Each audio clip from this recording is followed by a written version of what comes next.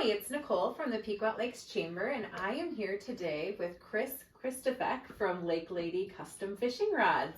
Good morning. Good morning. Thanks for having me today. Sure. I'm in his beautiful office here where he does all of his work, and I'm here looking at all the beautiful rods that he's created, all by hand.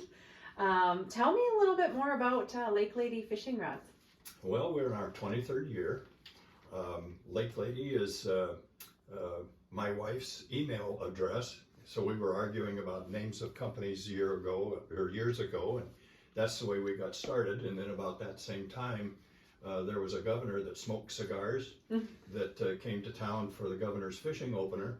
That'd be Jesse Ventura, and I was asked to build some rods for that governor's opener event, and it really started this little company that now is 23 years old. Wow, that is pretty amazing. How many rods do you think you've built in this time? And that's probably a tough question, right? It is a difficult question. Probably 2,500 maybe, or maybe a few more than that, yeah. And what's the longest time that you've spent on one rod? Oh boy, another tough question. I know. I did a weave on a rod that took about 60 hours. Yeah, a lot of time. Yeah, wonderful. Well, can you show me one of your rods? Oh, maybe sure. Here? Oh, yeah, I'd love for to sure. see it. Here's one that's kind of special, Nicole. This rod has a handle on it that is an inlaid wood handle. Wow. Just all kinds of pieces that are glued back together. So these are individual pieces. These are individual pieces that are glued together and then shaped on a lathe and sanded, of course. And then a real intricate spider thread wrap. This is that one that took forever to get done. That's all thread. It's beautiful. Wrapped on the rod. So that one's pretty cool. And when you say thread, I think even right behind you is where we can look at, right? Is this the thread that you're talking about? This is the thread. This is a weave that I'm doing on a fly rod, and it's going to be a little mayfly when it's done, woven with thread onto the rod blank. So the threads are put into a loom, and then there's a sequence. There's a pattern that goes left and right. Excuse me, goes left and right to complete that pattern. Wow. So that's pretty cool. It's beautiful. Yeah. Here's another neat rod that won a rod building contest several years ago.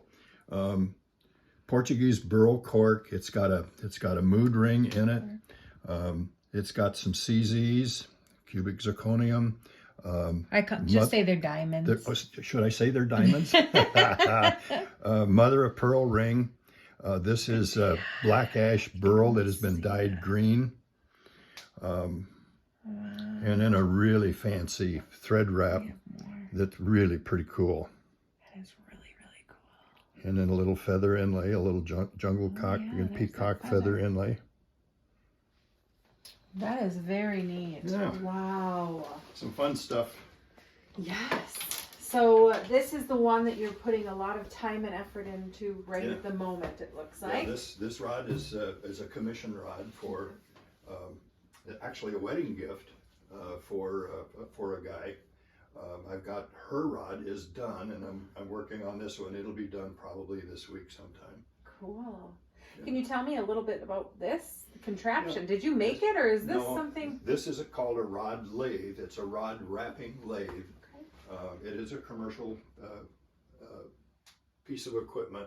It's operated with a foot feed so that I can turn the rod rather than having to spin the rod by hand. I can use my feet to actuate the motor to make it work. Very, very neat. Yeah. Wow. So not only are you doing this, but I think outside right now, you even have a loon out here on a nest.